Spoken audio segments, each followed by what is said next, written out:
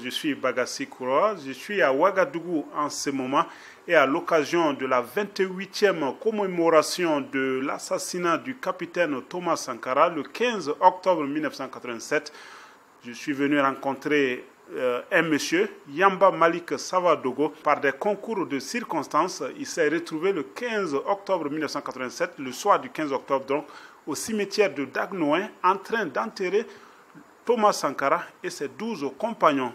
Et donc cet échange va porter sur ce qui s'est passé cette nuit-là. Le 15 octobre 1987, je crois que c'est vers 19h, qu'il y a eu des coups de feu au Conseil de l'Entente. Comment est-ce que vous qui n'étiez pas politicien, vous n'étiez pas militaire à l'époque, comment vous vous êtes retrouvé au cœur de ce système-là, la nuit, en train de vous retrouver entre des putschistes? Oui, le coup de feu, c'est vers 16h. C'est vers 16h. J'étais au palais de justice parce que j'étais un détenu et je partais au niveau du palais de justice pour récupérer les dossiers de jugement le matin. Donc le soir, j'étais donc au palais et vers 16h, j'ai entendu effectivement ces coups de feu.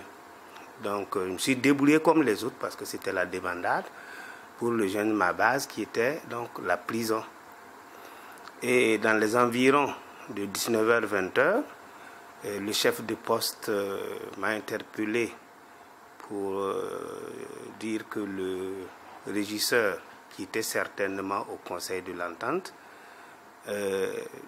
souhaiterait qu'on lui prépare 20 corvéables, 20 détenus pour une corvée. Est-ce que vous saviez ce qui se passait? Non, je ne savais pas. Mais il faut se dire que on a senti qu'il y avait quelque chose quand même qui se tramait. Il y avait quelque chose qui s'est passé. Mais qu'est-ce qu'un détenu peut apporter à son temps? J'avoue que je ne savais pas. Je ne savais pas. Et donc, arrivé au cimetière de Dagnoin, qu'est-ce qui s'est passé? Oui, arrivé au cimetière de Dagnoin, le régisseur nous a demandé de creuser. Dans un premier temps, j'ai compris qu'il voulait qu'on fasse une fosse commune. J'ai posé la question par 2 fois si ce n'était pas possible qu'on puisse faire des tombes individuelles. Alors, il s'est fâché en un premier temps avant de se ressaisir. Il a accordé, il a dit, bon, pas de problème, faites comme vous voulez. J'avoue que c'est lorsque le corps de Thomas est arrivé que beaucoup de personnes ont su que Thomas faisait partie des morts.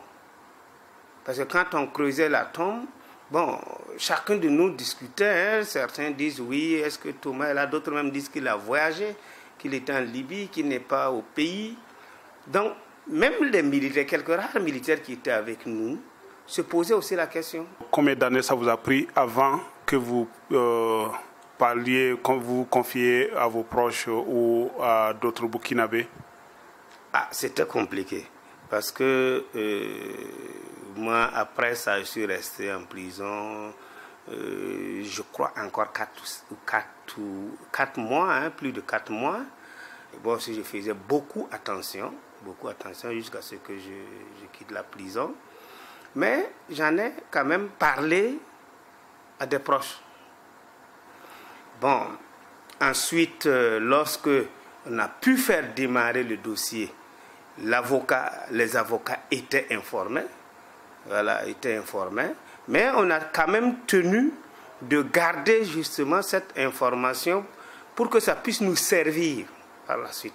Parce que inutile de raconter des choses qui ne vont pas vous servir, qui vont même vous desservir. Ouais. Alors aujourd'hui, le rapport balistique parle de corps criblés de balles. Ça, c'est quelque chose que vous saviez depuis cette nuit. Oui. Parce que c'est méchant. C'est méchant. J'avoue que nous avions enterré les corps sans, comment on appelle ça? Sans gants. Donc, toutes nos mains étaient totalement ensanglantées, le véhicule totalement ensanglanté, et C'est l'ampleur, quand vous voyez comment les gens ont été criblés comme les animaux, c'est vilain. C'est vilain. C'est vilain. Bon, mais comme je l'ai dit, ils étaient tous identifiables. Il y a certains qui ont perdu un œil, mais ils étaient tous quand même identifiables. Surtout Thomas était en rouge, un survêtement rouge. Donc avec le sang, de loin, tant que vous ne le touchez pas, vous ne sentez pas qu'il y a du sang sur lui. Donc c'est comme s'il dormait, couché les poings fermés, bouche bée, c'est comme s'il transmettait un message. Cette image me reste toujours. C'est comme s'il... C'est méchant, c'est simplement méchant. Est-ce que c'est une fierté d'avoir enterré un grand homme ou est-ce que ça vous fait mal d'avoir contribué à l'œuvre de ceux qui l'ont abattu? Non, il y a deux lectures ici. Ça me fait mal parce que quand je parle de ça, jusqu'à présent, j'ai des difficultés. Et peut-être que vous-même, vous sentez. Je me prépare, c'est vrai, mais j'ai des difficultés.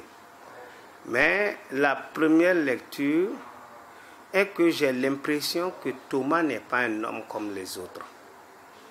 Parce que à sa mort, il y a eu un témoin, Alouna Traoré. Il était là-bas. Alors, à son enterrement, il y a un témoin. Voilà, que je suis. Parce que quand je revisite cette histoire, je me demande pourquoi je me suis retrouvé là-bas. Parce que je n'étais pas obligé d'aller à cette corvée. D'ailleurs, j'avais dit à mon co-détenu de trouver 20 corvéables. C'est par la suite que je me suis dit, mais non, il ne faut pas envoyer les enfants la nuit tout seuls. Donc, je vais les accompagner.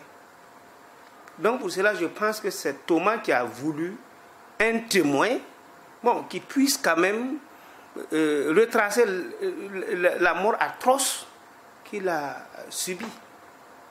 Ça, je crois.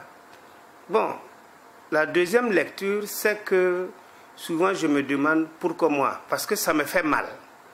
Quand je regarde, ça me fait mal et je me demande comment et quand est-ce que je pourrais